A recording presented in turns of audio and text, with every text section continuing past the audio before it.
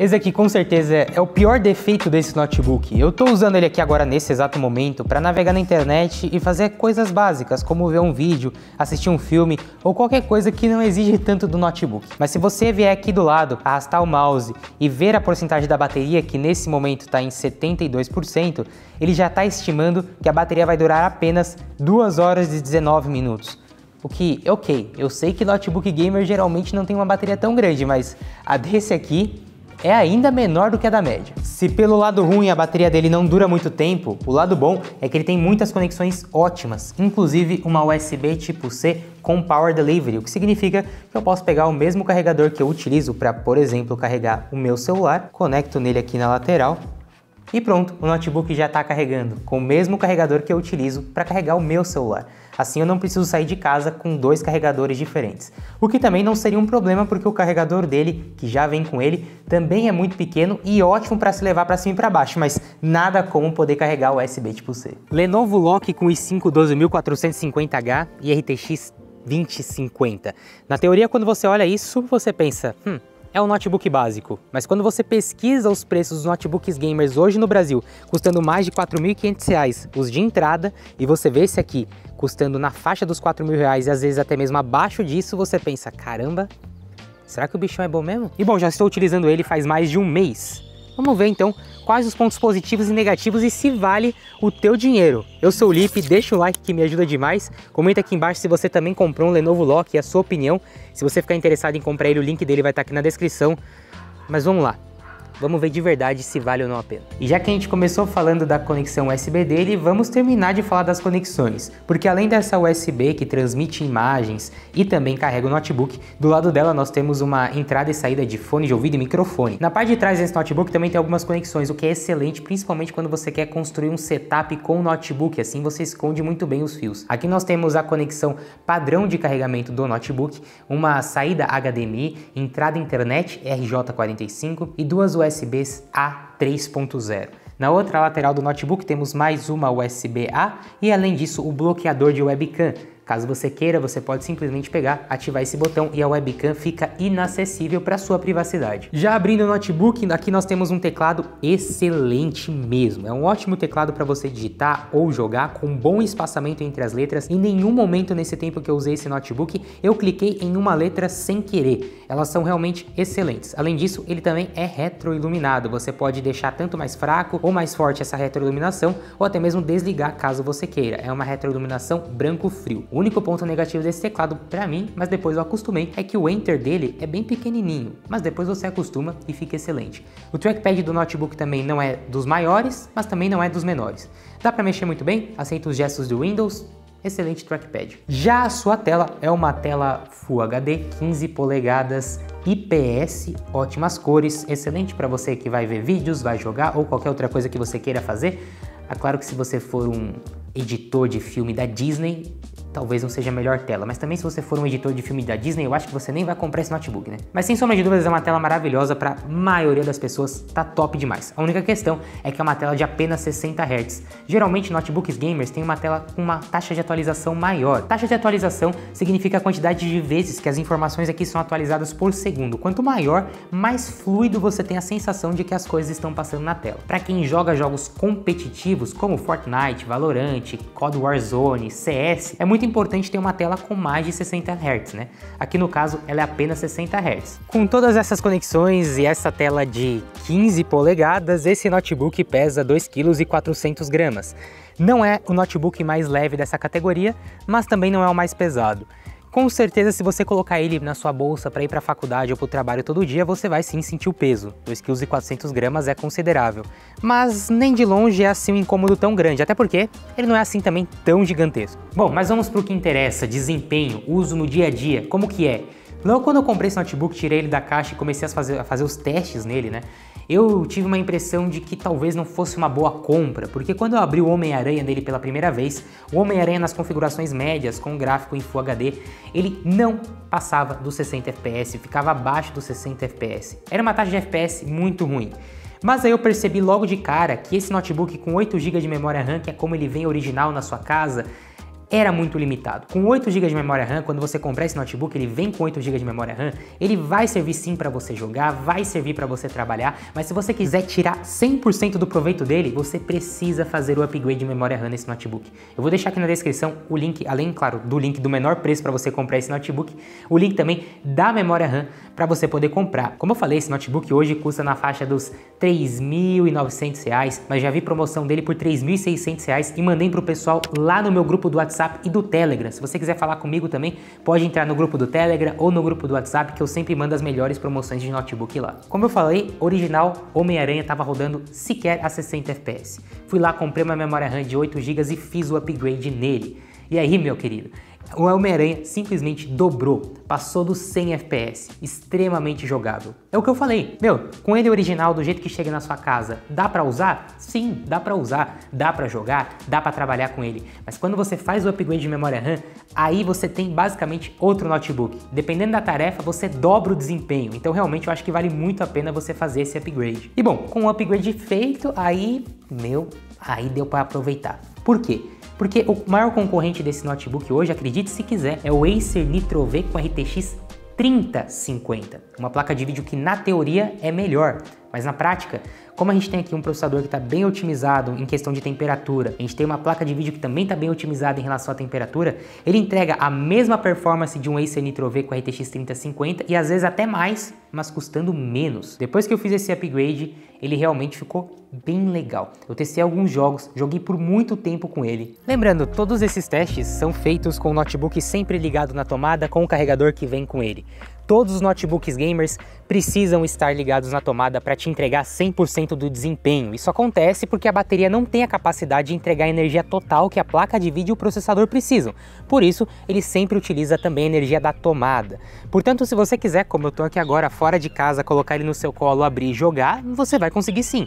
Mas não vai ser com o melhor desempenho do mundo. Se você quer o melhor desempenho, ele precisa estar ligado na tomada. E falando de performance, eu acho que eu tenho um jogo muito bom pra gente mostrar isso. Chega aqui.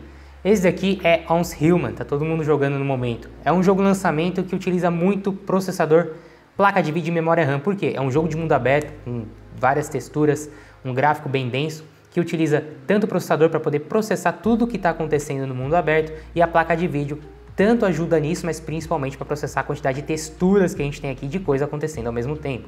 E aqui a gente consegue ver, primeiramente, a temperatura da CPU, que é a do processador, né? Ela se mantendo em ótima temperatura, batendo picos de 80 graus, mas não passando disso. Isso é excelente. Uma outra coisa também para reparar é o FPS, obviamente, em torno de 60 FPS eu vou colocar aqui, mas muitas vezes acima disso. Não cai para baixo de 60 FPS, isso com os gráficos no alto. Isso é muito bom. Não é um jogo que tem DLSS nem nada, então ele está rodando na resolução nativa. A gente consegue ver que está utilizando 100% da placa de vídeo, então a placa de vídeo está aqui no máximo possível que ela pode ser usada, mas o processador, por exemplo, e tanto a placa de vídeo quanto o processador, muito frios em uma ótima taxa de FPS. Esse é um excelente jogo para mostrar que hoje em dia, se você tem uma boa otimização do game, por mais pesado que ele seja, por mais que seja de mundo aberto, não importa, mesmo em um notebook como esse, que seria de entrada, você consegue jogar tranquilamente em Full HD com os gráficos. Aqui nesse caso no alto, dependendo do jogo você vai ter que colocar com os gráficos no médio. Se eu colocar com o gráfico no muito alto, isso é no ultra nesse jogo, aí não vai ficar tão legal, ele vai ficar na faixa dos 50 FPS. Eu gosto que esse jogo fique na faixa dos 60, né? Um jogo de ação, é bacana que você tenha uma estabilidade assim, um frame rate bem bacana, mas aí, excelente. Além de Unshuman, eu joguei muitas horas de CS2 nele.